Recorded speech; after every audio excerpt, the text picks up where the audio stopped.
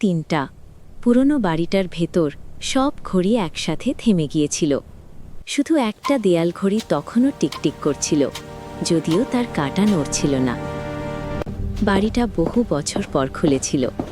লোকটা ভেবেছিল পুরনো জিনিসপত্র দেখেই চলে যাবে, কিন্তু ঘড়িটার শব্দটা যেন তাকে অনুসরণ করছিল। সে যেদিকেই যায় শব্দটা ঠিক পেছন থেকে আসতে থাকে। ঘরে ঢুকলে ঘর থেকে, করিডরে গেলে করিডর থেকে। হঠাৎ শব্দ থেমে যায়। নীরবতা এতটাই ভারী ছিল যে নিজের শ্বাসের শব্দও ভয় লাগাচ্ছিল। ঠিক তখনই দেয়ালের আয়নায় একটা প্রতিচ্ছবি দেখা যায়। প্রতিচ্ছবিটা নড়ে, কিন্তু লোকটা নড়ে না।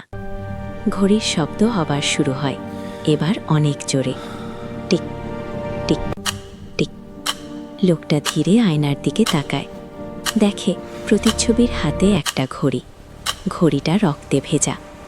দেয়ালের ঘড়ির কাঁটা হঠাৎ ঘুরে দাঁড়ায়, ঠিক রাত 3:30। আয়নার ভেতরের প্রতিচ্ছবি তখন হাসে আর ফিস ফিস করে বলে, তোমার সময় শেষ। পরদিন সকালে বাড়িটা আবার তালাবদ্ধ পাওয়া যায়। ভেতরে কেউ ছিল না, শুধু দেয়ালে একটা নতুন ঘড়ি ঝুলছিল, আর তার কাঁটা